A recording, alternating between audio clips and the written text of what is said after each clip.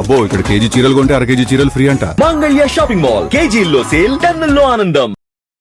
కేంద్ర హోం సహాయ శాఖ మంత్రి బండి సంజయ్ టీటీడీలో 1000 మందికి పైగా అనియమతస్తులు ఉన్నారు, వారిని తొలగించాలి అనేసి అని చెప్పేసి ఆయన నిన్న వ్యాఖ్యలు చేయడం జరిగింది. అది కూడా తిరుమల శ్రీవారి దర్శనానంతరం ఆయన పాత్రికేయ సమావేశంలో ఆయన మాట్లాడుతూ అక్కడ 1000 మందికి పైగా అనియమతస్తులు ఉన్నారు అనేసి అని చెప్పి టీటీడీ పాలక మండలి సభ్యుడు భానుప్రకాష్ రెడ్డి పక్కనుండగానే ఈ వ్యాఖ్యలు చేయడం జరిగింది. ఇప్పుడు ప్రస్తుతం ఈ వ్యాఖ్యలు రాజకీయంగా దుమారం రేపుతున్నాయి.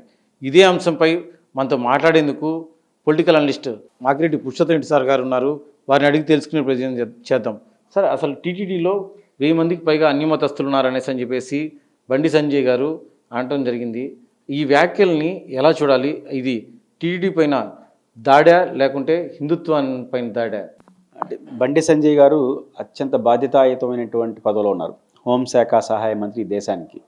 అలాంటి వ్యక్తి ఇట్లాంటి మాటలు మాట్లాడతారని ఎవరు ఊహించుంటారు. వెంటనే బండి సంజయ్ గారు తన అభిప్రాయాన్ని మార్చుకోవాలి, ఉపసంహరించుకోవాలి, వివరణ కూడా ఇవ్వాల్సిన అవసరం ఉంది. ఏ సమాచారంతో వారు తిరుమలలో టీటీడీ వ్యవస్థలో 1000 మంది అన్యమతస్తులు ఉన్నారని చెప్తారు?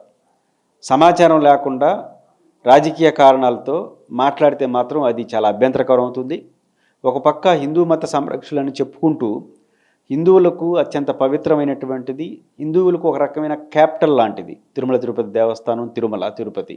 అలాంటి వాటిపైన ఇట్లాంటి విమర్శలు చేస్తే ఎంత మనోభావాలు దెబ్బతింటాయి హిందూ ప్రజలకి. ఎందుకంటే మన పవిత్రంగా భావించే వ్యవస్థలో ఇన్ని వందల వేల 1000 మంది దాకా అన్యమతస్తులు ఉన్నారంటే చివుకుమంటుంది హిందూ మతస్థులందరికీ. ఇదేమైనా నిజమా అంటే పూర్తిగా వాస్తవం. అసలు ఏం జరుగుతుందో ఒకసారి పరిశీలిద్దాం. గతంలో వైఎస్ఆర్ కాంగ్రెస్ పార్టీ అధికారంలో ఉన్నప్పుడు ఎందుకు ఈ మాట అంటున్నారంటే, బండి సంజయ్ గారు అధికారి చెప్పారు, గత ప్రభుత్వంలో ఇది చేయలేదు, ఈ ప్రభుత్వం అన్న చేయాలన్నట్టు మాట్లాడుతున్న, డిమాండ్ చేస్తానని చెప్పి మాట్లాడినాడు. రెండూ తప్పు. ఆ ప్రభుత్వం చెప్పింది ఆరోపణలు తప్పే, ఈ ప్రభుత్వం పైన ఆయన చేస్తున్న ఆరోపణ కూడా తప్పే. నెంబర్ 1, గతంలో వైఎస్ఆర్ కాంగ్రెస్ పార్టీ అధికారంలో ధర్మారెడ్డి గారు, జవహర్ రెడ్డి గారు వాళ్ళు కీలక బాధ్యతలు ఉన్నప్పుడు దాదాపు వాళ్ళు ఒక స్టడీ చేసి తిరుమల తిరుపతి దేవస్థానంలో ఒక 40 దాకా నాన్ హిందువులు ఉన్నారు రెగ్యులర్ ఎంప్లాయీస్గా అని వాళ్ళు తేల్చారు. ఆ తర్వాత రిటైర్మెంట్స్ తర్వాత అవన్నీ అయిన తర్వాత తాజాగా ఇదే ప్రభుత్వం మీరు చెప్పినటువంటి తిరుమల తిరుపతి దేవస్థానంలో బోర్డు మెంబర్గా సదరు బీజేపీ పార్టీలో భానుప్రకాష్ రెడ్డి గారు ఉన్నటువంటి బోర్డే అధికారికంగా ఇచ్చినటువంటి ఆదేశం 22 మంది సభ్యులు. అంటే మీ భానుప్రకాష్ రెడ్డి గారు కూడా అబద్ధాలు చెప్తున్నారు అంటే దీంట్లో కొల్లుడైనారు అనుకోవాలన్నా. 22 మంది అధికారికంగా తేల్చారు. దీంట్లో కూడా 2 పొరపాటును వేసామని చెప్పి విత్డ్రా చేసుకున్నారు. వాళ్ళకి అత్యంత బాధ్యతాయుతమైన హిందువులు, ప్రేమ కలిగిన హిందువులు, హిందూ సాంప్రదాయం కోసం తప్పించే హిందువులు కూడా పొరపాటును వేశాము అని 2 తొలగించారు ఆ లిస్టులో నుంచి. అంటే తిరుమల తిరుపతి దేవస్థానం దృష్టిలో 20 మంది ఉన్నారు. నేను పూర్తిగా ఏకీభవిస్తున్నాను టీటీడీతో. టీటీడీ ఏమో అబద్ధం చెప్పలా, చాలా స్టడీ చేసే ఈ నిజాలను బయటికి చెప్పింది. ఈరోజు టీటీడీ ఏ ప్రభుత్వం అధికారంలో ఉందనే రాజకీయ కారణాలతో మాట్లాడకూడదు. ఈరోజు తిరుమల తిరుపతి దేవస్థానం 22 మంది పెట్టి ఆ 2 పేర్లు పెట్టడం అభ్యంతరమే, కానీ 20 మందే ఉంటారని అంచనా ఏదైతే స్టడీ చేశారో అది పర్ఫెక్ట్లీ కరెక్టు, దాంట్లో ఎటువంటి సందేహం లేదు. కానీ అట్లాంటి టీటీడీ ఇచ్చిన బోర్డు ఇచ్చిన దాన్ని కూడా భిన్నంగా 1000 మంది ఉన్నారు ఎప్పుడు తొలగిస్తారని మాట్లాడడం దురదృష్టకరం. రాష్ట్రంలో కానీ ప్రపంచంలోని హిందూ మతస్థులకు ఒక నిజం తెలియాలి. అసలు తిరుమల తిరుపతి దేవస్థానంలో 20 మంది ఉండడం కరెక్టా అనే చర్చ కూడా వస్తుంది. అసలు ఏం జరిగిన చరిత్రలో కూడా చూడాలి. రాజశేఖర రెడ్డి గారు ముఖ్యమంత్రి కాకముందు వరకు తిరుమల తిరుపతి దేవస్థానంలో నియామకాలన్నీ ఆంధ్రప్రదేశ్ పబ్లిక్ సర్వీస్ కమిషన్ యొక్క సాధారణ నిబంధనల ప్రకారం జరిగాయి. రాజశేఖర రెడ్డి గారు ముఖ్యమంత్రి ఉండదు. ఆంధ్రప్రదేశ్ పబ్లిక్ సర్వీస్ కమిషన్ నిబంధనలు ఎట్లా ఉంటాయి? మతాలు ఉండదు, క్యాస్టే ఉంటుంది, రూల్ ఆఫ్ రిజర్వేషన్ ఉంటాయి. కాబట్టి అది యథాతథంగా టీటీడీ కూడా పాటించింది. అందువల్ల కొంతమంది అధికారుల స్థాయిలో కానీ సిబ్బంది స్థాయిలో మేము పలానా మతం అనే చేరినారు. చాలామంది దృష్టిలో ఏమొస్తుందంటే తిరుమల తిరుపతి దేవస్థానంలో చొరబడ్డారు, ఆ తర్వాత క్రిస్టియన్స్గా మార్చుకున్నారు, ఇటు తప్పుడు ప్రచారం చేస్తున్నారు. ఆ తప్పు. రాజశేఖర రెడ్డి గారు ముఖ్యమంత్రి కాకముందు వరకు జరిగినటువంటి నియామకాల్లో వాళ్ళు ఆన్ రికార్డ్ చెప్పే చేరినారు. ఇదొక వాస్తవం. రెండోది, టీటీడీలో కొంతమంది నాన్ హిందువులు ఉండడానికి కారణం, ఎందుకంటే నేను తిరుమల తిరుపతి దేవస్థానం కళాశాలలో చదువుకున్న విద్యార్థిగా చెప్పాను. ఎస్వి ఆర్ట్స్ కాలేజ్ జూనియర్ నేను చదువుకున్నాను. టీటీడీ అనేక విద్యా సంస్థలు నడుపుతుంది. అవి ఎయిడెడ్ కాలేజీలు అంటారు. ఎయిడెడ్ విద్యా సంస్థ స్కూల్స్, కాలేజీలు మరియు హాస్పిటల్స్ కూడా నిర్వహిస్తుంది టీటీడీ. ఎయిడెడ్ విద్యా సంస్థలు నిర్వహించడం వలన రాష్ట్ర ప్రభుత్వం ఎయిడ్ ఇస్తుంది, ఒకప్పటి వరకు ఇచ్చింది. ఆ ఎయిడ్ తీసుకోవడం వల్ల రాష్ట్ర ప్రభుత్వ రూల్సే ఆ నియామకాల్లో పాటించాల్సి వచ్చింది. అంటే అప్పుడు ఏమవుతుంది, అక్కడ కూడా నాన్ హిందువులు కొంతమంది చేరినారు. మాకు పాఠాలు చెప్పినటువంటి జావుద్ హుస్సేన్ లాంటి వాళ్ళు కూడా ఆ కోవకు చెందిన వాళ్ళే, అంటే ఎయిడ్ ఇస్తూ ఉంది కాబట్టి. ఈ క్రమంలో ఈ 20 మంది 22 మంది కూడా అట్లా చేరిన వాళ్ళు దొంగచాటున ఇంకో పద్ధతిలో చేరినారని తప్పుడు ప్రచారం చేయొద్దండి. ఏపీపీఎస్ నామ్స్ ప్రకారం చేయడం, ఎయిడెడ్ విద్యా సంస్థలు ఉండడం వల్ల అక్కడ ప్రభుత్వ ఎయిడ్ తీసుకోవడం వల్ల ప్రభుత్వ రూల్స్ పాటించడం, అక్కడ కొంతమంది టీచర్లకు కొంతమంది చేరడం, వీటి కారణంగా ఆ 20 మంది వచ్చింటారు, లేకపోతే 30 మంది ఎంతమంది ఉన్నారో, గతంలో 30 మంది ఉన్నారో అట్లాంటి కొంతమంది రిటైర్ అయిపోయినారు, అది వేరే సంగతి. ఇప్పుడు చేరినారు 20 మంది వచ్చారు అంటే దొంగ చాటున దొడ్డి చాటున వచ్చారనే ప్రచారం కూడా తప్పు. ఇది మొదటి అంశం. ఆ తర్వాత రాజశేఖర రెడ్డి గారు ముఖ్యమంత్రి అయిన తర్వాత ఒక సున్నితమైనటువంటి వ్యవస్థ, ఈ వ్యవస్థని సమూలంగా ప్రక్షాళన చేయాలంటే వివాదాలకు అతీతంగా ఉండాలి అనే ఉద్దేశంతో డాక్టర్ రాజశేఖర రెడ్డి గారు కరుణాకర్ రెడ్డి గారు టీటీడీ చైర్మన్గా ఉన్నప్పుడు చేసినటువంటి రెజల్యూషన్ ఆధారంగా ఒక చట్టం తీసుకొచ్చింది. ఆ చట్టం ఏంటంటే ఇకపైన తిరుమల తిరుపతి దేవస్థానంలో జరిగే ప్రతి రిక్రూట్మెంట్లో మస్ట్ అండ్ షుడ్ హిందూ అయి ఉండాలి అనే నిబంధనలు తీసుకొచ్చింది రాజశేఖర రెడ్డి గారు. చాలా సులభంగా బండి సంజయ్ గారు గత ప్రభుత్వాలు రాజకీయ విమర్శలు చేసేస్తారే, అనేక ప్రభుత్వాలు మీరు భాగస్వామ్యం ఉన్న ప్రభుత్వాలు కూడా చేయలేని పనిని రాజశేఖర రెడ్డి గారు ప్రభుత్వం తీసుకొచ్చింది. అదే తిరుమల తిరుపతి దేవస్థానంలో ఇకపైన నియామకాలన్నీ కూడా పర్మనెంట్ రిక్రూట్మెంట్ జరిగేటువంటి కూడా హిందూ అయి ఉండాలని మస్ట్ ఉంచారు. ఇంకా ఒక సాహసం చేశారు రాజశేఖర రెడ్డి గారు. ఎయిడెడ్ ఇస్తూ ఉంది కాబట్టి టీటీడీకి ఆ ఎయిడ్ తీసుకుంటే గవర్నమెంట్ రూల్స్ పాటించాల్సి వస్తుంటే ఆ ఎయిడ్ కూడా మాకొద్దు, మేము టీటీడీనే పెట్టుకుంటాం అని పవిత్రంగా చాలా స్పష్టంగా హిందువులు ఉండేట్టుగా చేసుకున్నారు. ఆ రోజు నుంచి నియామకాలని హిందువులతోనే జరుగుతూ వచ్చాయి. ఇది ఫస్ట్ పాయింట్. ఇప్పుడు యాక్షన్ తీసుకోవాలి. ఏం చేయాలి? పాతని రెండుగా చూడాలి. రూల్ ప్రకారం హిందువులుగా చేరాలి, లేకపోతే హిందూ మతం కాణాలు చేరకూడదని చేసిన తర్వాత ఎవరున్నా క్రిస్టియన్స్ అయితే, నాన్ హిందువులు అయితే ఒక రకమైన చర్యలు తీసుకోవచ్చు. వాళ్ళు తెలిసే చేరిన వాళ్ళు ఏం చేయాలి? ఈ రెండుటి వేరే చేయాలి. ఎందుకు వస్తున్నట్టు చిక్కుముడి బాధితారాహితంగా రాజకీయ నాయకులు ఎవరికైనా ప్రపంచంలో హిందూ మతం ఉన్నటువంటి దేవాలయాల్లో క్రిస్టియన్స్ ఏంటి ముస్లిమ్స్ ఏంటి అనేసినారు అనుకోండి, కోపం వస్తుంది. ఆ కోపాన్ని రాజకీయం కోసం వాడుకోవాలనుకున్నారు. ఇది తప్పట్టు తలుచుకున్నా. ఉదాహరణకు ఒక డిప్యూటీ స్థాయి అధికారి గతంలో తెలుగుదేశం పార్టీ అధికారంలో ఉన్నప్పుడే అనుకుంటాను బహుశా, వారు క్రిస్టియన్ సంబంధించిన వ్యక్తే, డిప్యూటీ స్థాయి వ్యక్తి. ఒక చర్చిలో ఏమో ఉన్నారు, దాని వీడియో తీసారు, వైరల్ అయింది. వెంటనే ఆ రోజున్న ఈవో గారు సస్పెండ్ చేసి పారేసినారు ఆమెని. వెంటనే కోర్టు జోక్యం చేసుకుని స్టే ఇచ్చేసింది. కారణం ఏంటి? ఏపీపీఎస్ రూల్స్ ప్రకారం రాజశేఖర రెడ్డి గారు ముఖ్యమంత్రి కాకముందు తెలిసే చేరిన వాళ్ళు క్రిస్టియన్స్ మెన్షన్ చేసి చేరిన తర్వాత మీరు చేర్చుకున్న తర్వాత వాళ్ళని ఎట్ట తీస్తారు, తీయడానికి వీల్లేదు అని చెప్పేశారు. కోర్టు స్టే ఇచ్చేసింది. అది ఇప్పుడు అట్లే అవుతా ఉంది. అందుకని మేము బాధితాయుత వ్యక్తులుగా తిరుపతి ప్రజలుగా మేము కోరుకునేది, నాలాంటి వాళ్ళు రాయలసీమ ఇంటలెక్చువల్ ఫోరంగా మేము అనేకసార్లు చెప్పింది, బైఫర్కేషన్ చేయండి. రాజశేఖర రెడ్డి గారికి ముందుకు చేరిన ఉన్నటువంటి క్రిస్టియన్స్ కానీ నాన్ హిందువులు అయితే ఎవరవుతున్నారో ముస్లిమ్స్ ఉన్నారో వాళ్ళందరూ రూల్ ప్రకారమే చేరారు కాబట్టి వాళ్ళని సస్పెండ్ చేయడం తీసేయడం కుదరదు. ఇది కోర్టు గారు చెప్పింది, కుదరదు. కాబట్టి వాళ్ళని ఏమైనా అంటే వీఆర్ఎస్ ఇవ్వడం లాంటివి చేయాలి. వీఆర్ఎస్ కూడా వాళ్ళు విల్లింగ్ చేయాలని చెప్పింది. అందువల్ల మేము సజెషన్ చేసేది అప్పుడు ఇప్పుడు ఎప్పుడు సజెస్ట్ చేసింది ఏంటంటే రాష్ట్ర ప్రభుత్వ రూల్స్ అన్నీ వీళ్ళకి వర్తిస్తాయి, వాళ్ళ జీతభత్యాలే వీళ్ళకి వస్తాయి. రాష్ట్ర ప్రభుత్వంతో మాట్లాడుకొని ఈ ఇక్కడ ఎక్కడైతే 10 మంది 20 మంది ఉన్నారో వాళ్ళు ఎంత సర్వీస్ ఉందో అట్లాంటి వాళ్ళందరినీ రాష్ట్ర ప్రభుత్వానికి పంపించేయండి.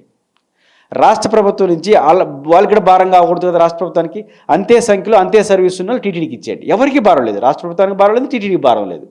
ఇట్లాంటి చర్యలు తీసుకోవడం వల్ల కాంప్లికేషన్స్ రాకుండా ఉంటుంది. నాన్ హిందువులందరినీ తీసేయవచ్చు, పంపించేయవచ్చు, గౌరవప్రదంగా చట్టపరంగా సమస్యలు రాకుండా ఉంటాయి. ఇది మా మొదటి సలహా. రాజశేఖర రెడ్డి గారు ముఖ్యమంత్రి అయిన తర్వాత తీసుకున్నటువంటి డెసిషన్, హిందువులే ఉండాలని చట్టం చేశారు కదా, నోటిఫికేషన్ ఇచ్చారు కదా.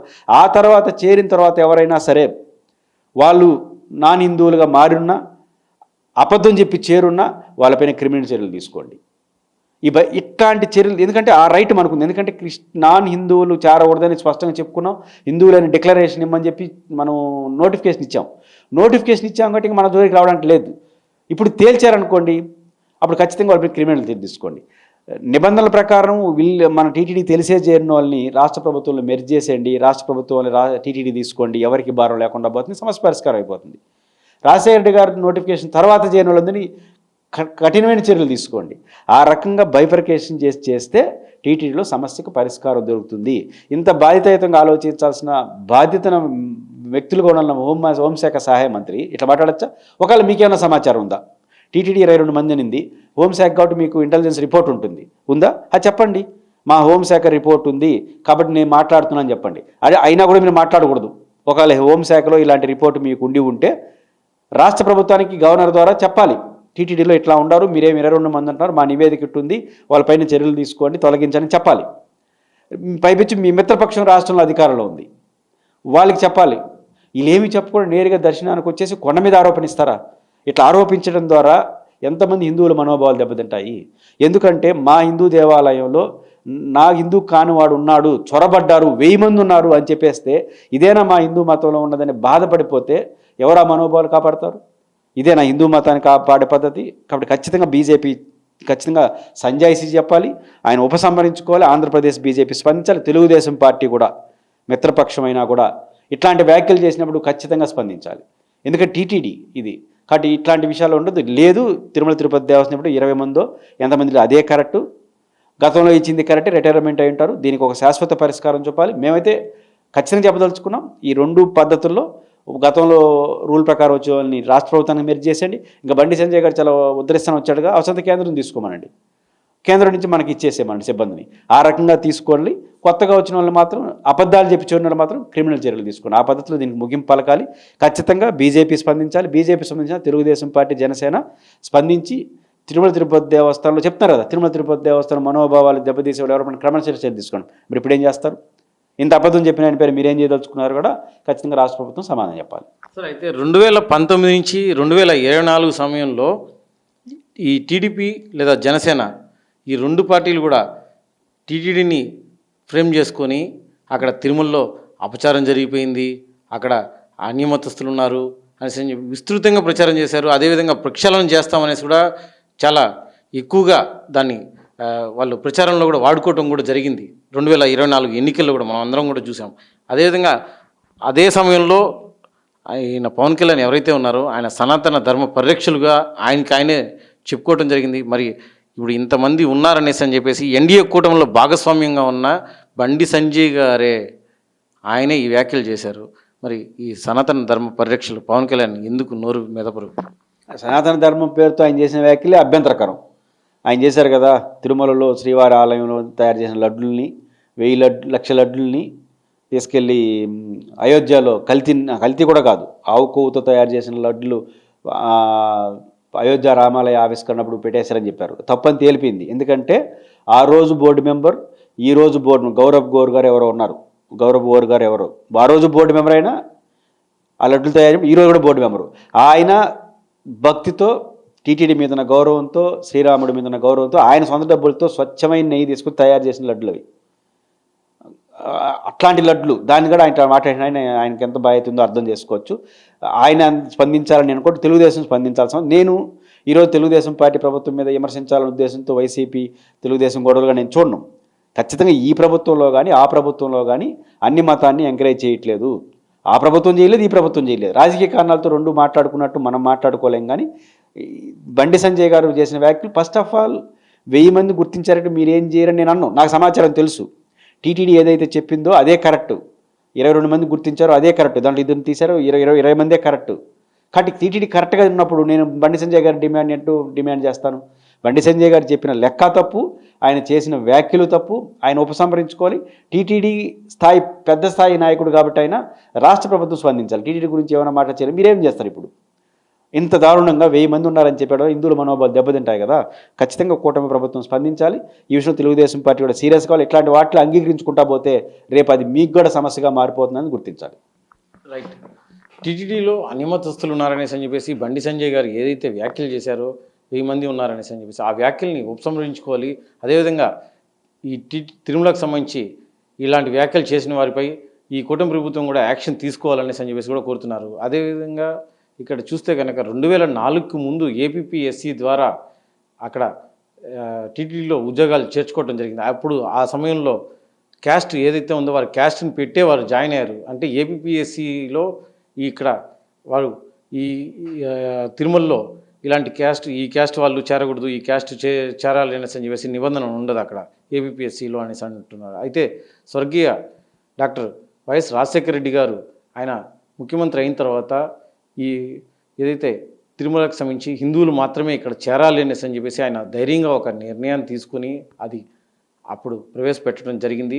ఆ ప్రకారంగానే పర్మనెంట్ ఉద్యోగులు ఎవరైనా సరే హిందువులుగా ఉండే వాళ్ళే జాయిన్ అవ్వాలనేసి అని చెప్పేసి ఆ నిర్ణయాన్ని ఆమోదించడం కూడా జరిగి ఆ ఉద్యోగాలు కూడా అక్కడ కేటాయించడం జరిగింది. అయితే ఇప్పుడు ఈ బండి సంజయ్ చేస్తున్న వ్యాఖ్యల్ని ఈ సనాతన ధర్మ పరిరక్షకుడుగా చెప్పుకుంటున్న పవన్ కళ్యాణ్ కూడా దీనిపైన స్పందించాలి. అదేవిధంగా వారిపైన యాక్షన్ తీసుకునే విధంగా ఏదైనా వీళ్ళు చూడాలనేసి అని చెప్పేసి కూడా కోరుతున్నారు. కెమెరా పర్సన్ యశ్వంత్, సంజీవ్ సునీల్, ప్రజా చైతన్యం, తిరుపతి.